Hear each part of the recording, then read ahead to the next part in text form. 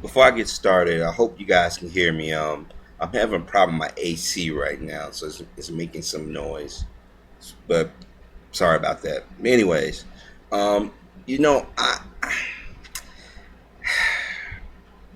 you know, I've done videos about Oprah Winfrey, and I've stated how dangerous she has been towards the black community, black male, black female.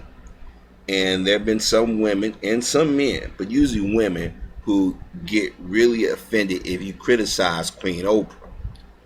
Now, Oprah over the years have said things about certain people, or certain people that have done certain things or said things in a mocking tone. But I guess when you become a millionaire, you get cocky, you get arrogant. So when Oprah interviewed 50 Cent, I told y'all she's full of shit. She need the black viewership to save her network, which when she started her network, she should have took that in account instead of making a lifetime clone. But then she had to go and interview Kim freaking Kardashian. Now, Kim claimed to fame was being videotaped on camera having sex with a black man, a famous black man within the black community, Brandy's brother, or should I say little brother, Ray J. Now, her whole family took that sex tape and monopolized it. This woman has went from black man to black man. She's never been with a white man.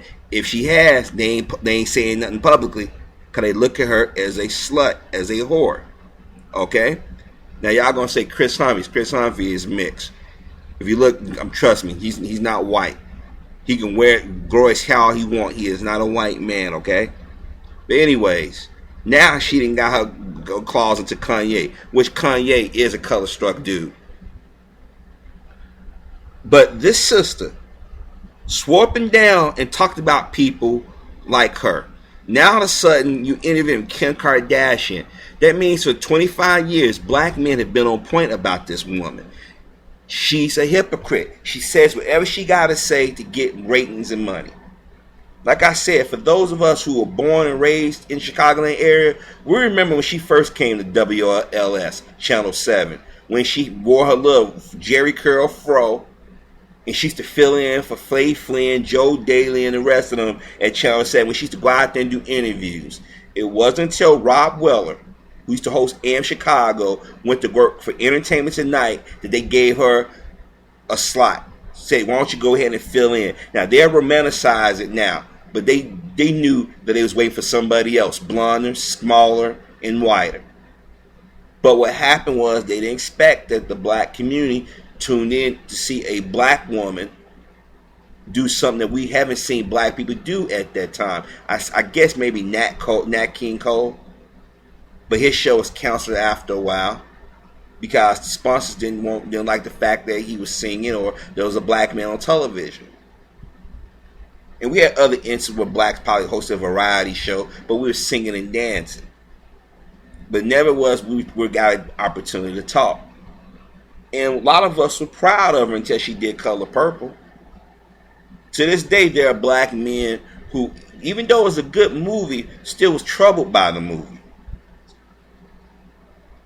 But nonetheless, she went on, did Brewster Plays. And every character she played the same old talking Harpo type character. And when brothers point this shit out, we get called haters, we get called that we hate black women and all kinds of stuff.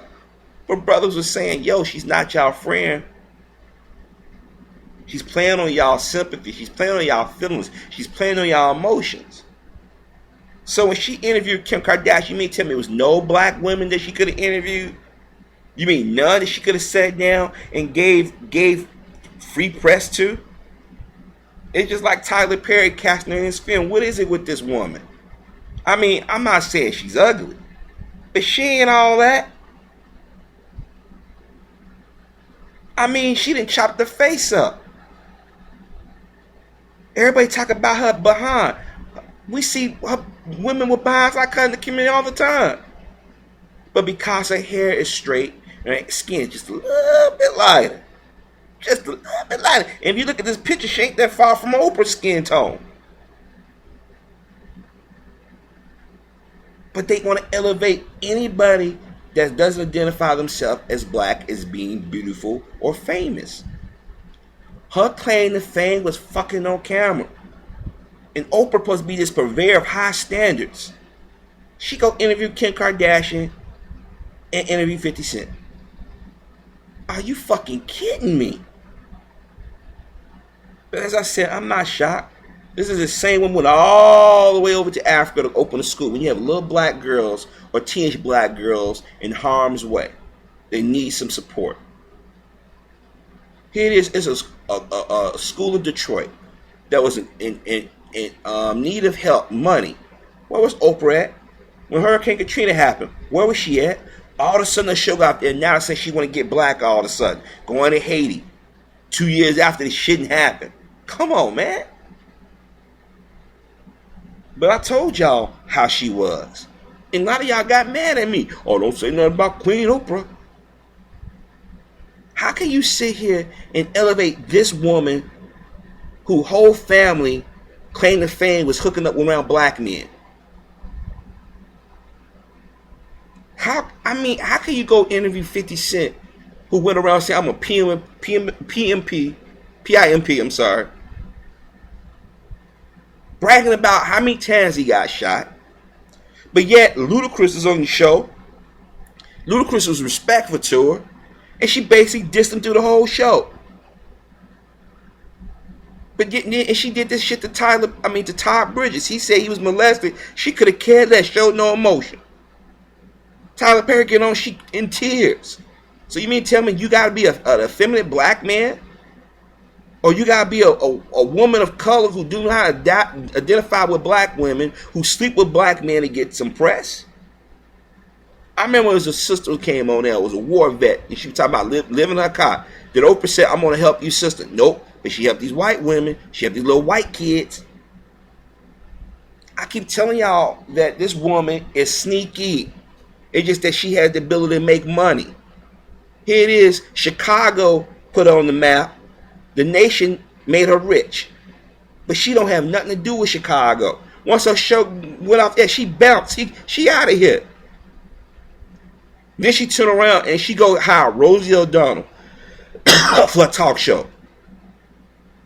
And then Rosie turned around and talked about her. Rachel Ray talked about her. Dr. Phil talked about her. All these people she made rich have talked about her. See, this is your handkerchief head. This the queen handkerchief head right here. Think about it.